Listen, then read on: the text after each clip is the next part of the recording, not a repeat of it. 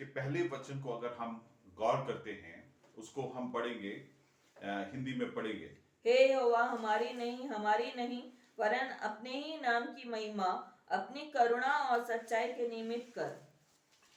हमारे जीवन में, हमारे जीवन के हर एक परिस्थिति में जो हमारी मुख्य उद्देश्य होना चाहिए वो ये है कि परमेश्वर की महिमा होने पाए।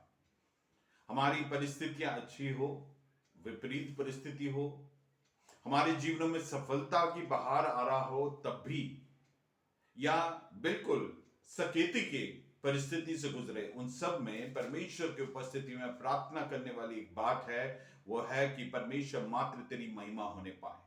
अगर मेरे जीवन में छुटकारे के लिए भी, आपके जीवन में छुटकारे के लिए भी प्रार्थना कर रहे हैं, उसका उद्देश्य ये नहीं है कि हमें कुछ लाभ हो, वरन परमेश्वर की महिमा होने पाए।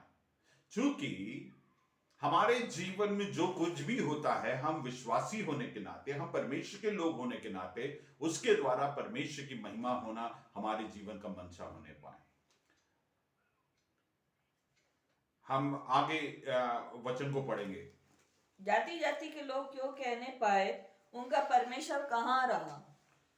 देखो, हमारे प्रार्थना में परमेश्वर के छुटकारे की जरूरत, और प्रार्थना के छुटकारे के लिए हम आग्रह इसलिए करते हैं क्योंकि अन्यथा लोग इस बात को घोषणा करने लगेंगे कि हमारा परमेश्वर कहाँ है। लेकिन इन सब के बीच में एक मुख्य बात के बारे में हमें बोधवान होने की जरूरत है। जैसे तीसरे वचन में लिखा है, परमेश्वर जो स्वर्ग का है, या परमेश्वर जो सर्वशक्तिमान है, वो उसको जो उचित लगता है वो करता है। He does whatever he pleases।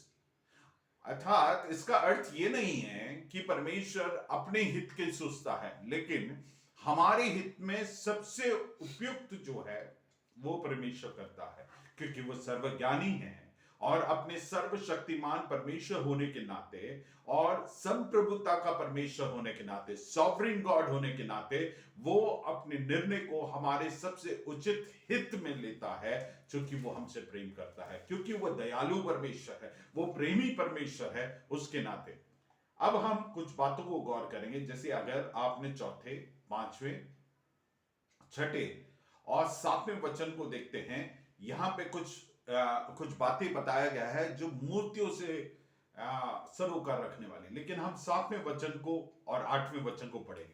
उनके हाथ तो रहते हैं परंतु वे स्पर्श नहीं कर सकते, उनके पांव तो रहते हैं परंतु वे चल नहीं सकते, और अपने कंठ से कुछ भी शब्द नहीं निकाल सकते। हाँ, जैसे वे हैं वैसे ही उनके बनाने वाले हैं। बोलने का मतलब है जैसे वे हैं। जिस मूर्ति का लोग उपासना करते हैं वो उस मूर्ति के समान है करके परमेश्वर के वचन में बताया गया है। आप गौर कर रहे हैं, जैसे वे हैं, इसके गहन अर्थ को समझने की जरूरत है। इसमें बोलने का एक और बार हम पढ़ेंगे, फिर उसमें जाएंगे। हाँ, जैसे वे हैं वैसे ही उनके बनाने वाले हैं, और उन पर सब भरोसा रखने वाले भी वैसे ही हो जाएंगे। दो बातें लिखा गया है, जो बनाने वाले हैं और जो उस पर भरोसा करते हैं। वो किसके जैसे हैं? जो मूर्तियों का फितरत है वैसे ही रहते हैं। मतलब क्या है कि ऊपर कही हुई बातों के अर्थ यह है कि वो निश्चल है, वो क्रियाहीन है, वो किसी काम को नहीं कर सकता, उसके लिए उनके अंदर सामर्थ्य नहीं है। यह परमेश्वर के वचन में बताया गया है। इसमें दो पहलू को समझेंगे। एक है जो जिस मूर्ति या जिसकी उपासना करते हैं उसके जैसे हो जाता है, वो पहली बात। दूसरा, उसका कारण भी इसी में छुपा हुआ है, क्योंकि जिसकी आप उपासना करते हैं उस ईश्वर को आप जानते हैं, और जब उस ईश्वर को जानते हैं, उस ईश्वर के बारे में जो आपकी जानकारी है, आपका जीवन भी उसी रीति से प्रारूप को लेता है। समझ रहे हैं? इसलिए हम किसकी उपासना कर रहे हैं उसको उचित रीति से जानना हमारे जीवन में जरूरी है। अन्यथा हम अपने पुराने जीवन में जो परमेश्वर की अवधारणा है उसके आधार पर हम हो सकते हैं परमेश्वर को गलत समझे, और जिसके कारण हमारे जीवन में भी उस परमेश्वर के समझ के वैसे ही हो जाएंगे। आप समझ रहे मेरी बात को? इसलिए मेरे प्रियो, हम हमारे परमेश्वर को, एक तो है मूर्तियों का पूजन जो करते हैं, उसकी उपासना जो करते हैं, वो उनके जैसे हो जाएंगे, वो तो है ही। लेकिन इसका हमारे जीवन में क्या है? हम जिस परमेश्वर की उपासना करते हैं, उसको जिस हद तक जानते हैं, उसके अनुसार हम हो जाएंगे। तो इसलिए हम हमारे परमेश्वर को जानने के लिए हमारे जीवन में हम यत्न करना बहुत अनिवार्य है। ये वचन हमारे जीवन में ये लागू होता है, हम जिस परमेश्वर के जैसे हैं, नहीं, जिस परमेश्वर की उपासना करते हैं, उसके जैसे बनना है। और उसके जैसे बनने के लिए हमें उसे जानना जरूरी है। आप जान रहे हैं, इस सीक्वेंस को जानने की जरूरत है। हमें जानना है, हम जिस मार्ग में पहले चलते थे, जिस परमेश्वर की उपासना करते थे, उसके विपरीत या उसके ऑपोजिशन में या उसके ऑपोजिट में ये परमेश्वर जिसकी उपासना हम आज करते हैं, जिस सच्चे परमेश्वर के, उसके गुण क्या है, वो कौन है, उसके फितरतें क्या है, उसकी भावनाएं क्या है, उसकी अपेक्षाएं क्या है। जब हम उसे जानेंगे, हम अपने जीवन में उसके जैसे ढलने में हमारे जीवन में ये जानकारी कार्य करता है। ये एक बड़ी भेद की बात है मेरे प्रियो। हम कई बार बोलते हैं ना, वो फलाना व्यक्ति ऐसे क्यों है? उसका कारण है, वो जिस परमेश्वर की जानकारी के हिसाब से अपने जीवन को प्रारूप दे रहा है, उसके कारण वो ऐसा है। Praise the Lord. सो इस बात को हम समझे और हमारे जीवन में इस बात को बड़े गंभीरता से लें। फिर 9वें पद को पढ़ेंगे। हे इज़राइल, यहोवा हाँ। पर भरोसा रख। हाँ। तेरा सहायक और ढाल वही है। तेरा सहायक और तेरा ढाल वही है। हमारे जीवन में इस जानकारी को हम अपने जीवन में प्रतिदिन अपने आप में ये बोधवान रहे कि परमेश्वर हमारा ढाल है और हमारा सहायक है। आपकी परिस्थितियां कैसी है, कौन सी है, कितना असंभव है, नामुमकिन है, ये सब परिस्थितियां मायने नहीं रखती। हमें ये जानना है, सारे परिस्थितियों में वो हमारा सहायक और हमारा ढाल होने के लिए सक्षम परमेश्वर है। We have a god who is able. El Shaddai परमेश्वर हमारे साथ है। इस जानकारी के साथ हम अपने जीवन को जिए। जब हम इस जानकारी के साथ, इस बोध के साथ हमारे जीवन में जिएंगे, तब हमारे जीवन में हम हताश होकर नहीं जिएंगे, हम हमारे जीवन में उदास नहीं होंगे, क्योंकि हमको भरोसा है ये सारी परिस्थितियां मेरे ऊपर हावी होते हुए दिख रही है, लेकिन परमेश्वर के सामर्थ्य के ऊपर ये परिस्थितियां हावी नहीं होगी। अंततः परमेश्वर इसमें से मुझे एक निकास देगा और मैं इसमें से निश्चित तौर से निकलूंगा। ये भरोसा हमारे जीवन में होना जरूरी है, ये बोध होना है। He is their help. इजराइलियों के बारे में भजनकार कहता है, ये उनका सहायक है, ये उनका गढ़ है, ये उनका शील है करके परमेश्वर पे दास बोलता है। और 10वें पद में बोलता है, आरोन उसके परमेश्वर पर भरोसा करता है और वो परमेश्वर उसके सहायता करने के लिए और ढाल बनने के लिए उसके हर परिस्थिति में। ढाल जो होता है, सामने से शत्रु की जो तीर हमारे ऊपर प्रहार करती है, उससे हमारी सुरक्षा करने के लिए है। हम जाने कि परमेश्वर हमारी सुरक्षा करने के लिए है। हालेलुया। हाँ, 11वां पद पढ़े। हे यहोवा के डरवैयों, यहोवा पर भरोसा रखो। तुम्हारा सहायक और ढाल वही है। आपने क्या गौर किया? 3 वचन में लगातार एक ही बात को बताया गया है। यहोवा तुम्हारा सहायक है, ढाल है। 10वें वचन में यहोवा तुम्हारा सहायक है, तुम्हारा ढाल है।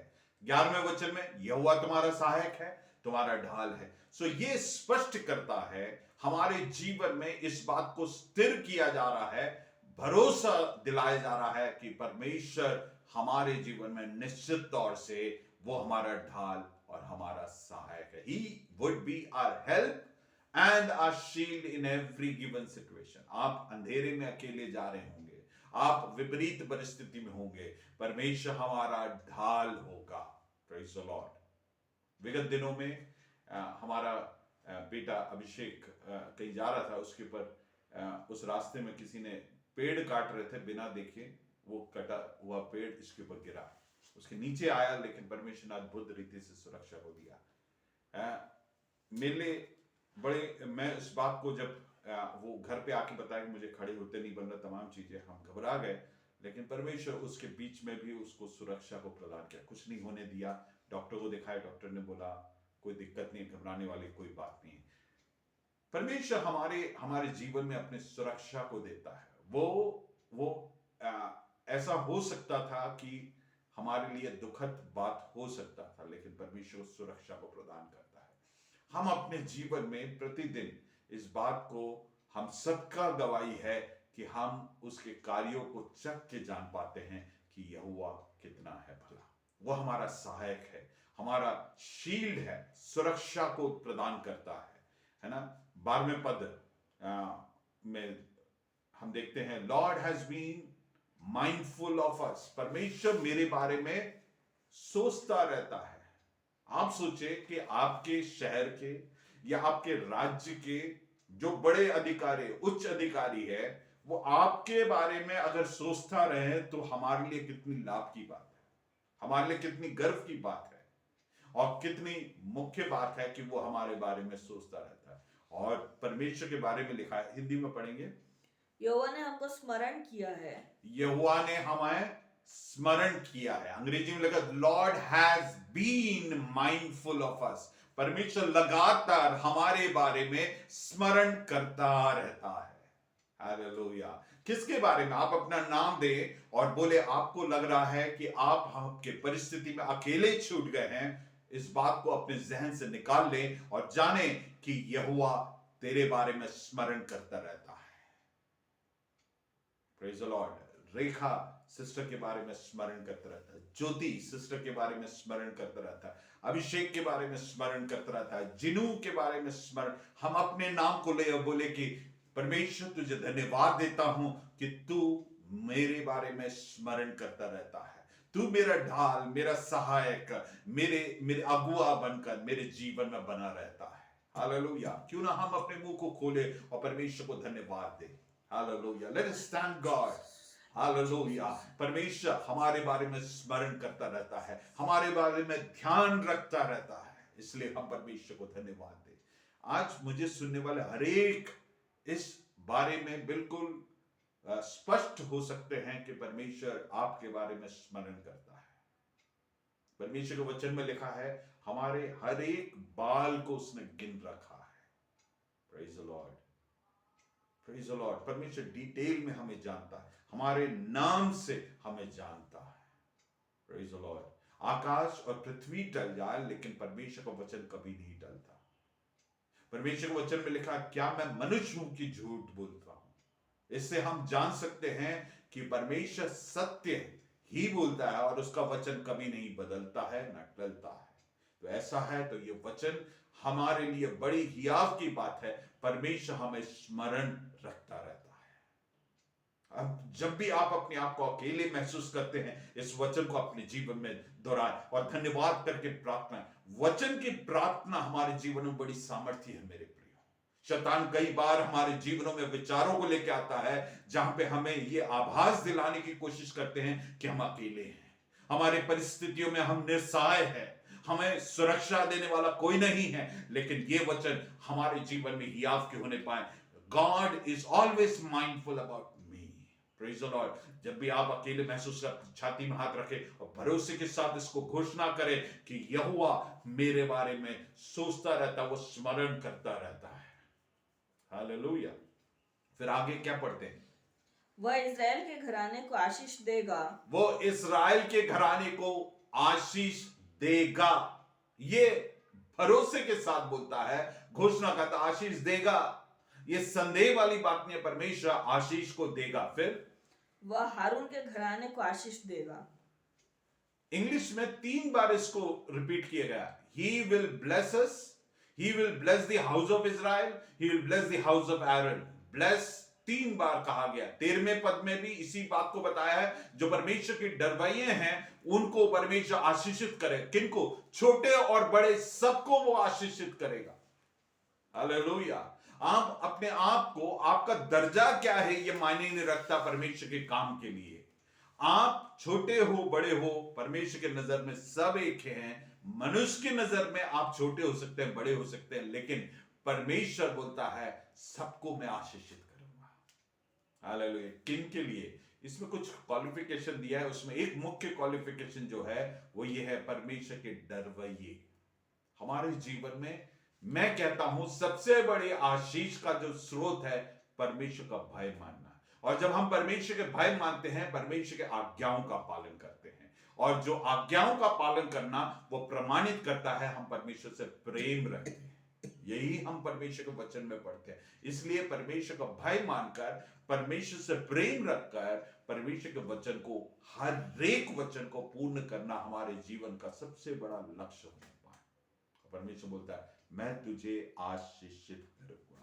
I will bless you, he will bless you. परमेश्वर आशीषित करेगा। ये हमारे जीवन में ये भरोसा होने पाए। हाँ, अब 15वां वचन पढ़ेंगे। यहोवा जो आकाश और पृथ्वी का करता है, उसकी ओर से तुम आशीष पाए हो।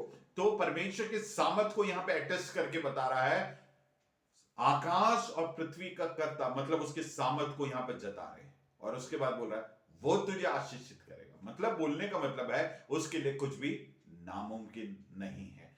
16वां पद, स्वर्ग तो यहोवा का है, परंतु पृथ्वी उसने मनुष्यों को दी है। पृथ्वी उसने मनुष्यों को दिया है। अब मैं एक और बात को बता के आपकी प्रार्थना को समझना है, प्रार्थना के सामर्थ को समझना है। यहां पे बताया गया है पृथ्वी परमेश्वर ने किसको दिया है? मनुष्यों को दिया है। विशेषकर हमें यह समझना है जो प्रभु में है उन्हें दिया गया है। इसलिए जब हम प्रार्थना करते हैं वो प्रार्थनाएं सामर्थी है करके जान के हम प्रार्थना करें। हालेलुया।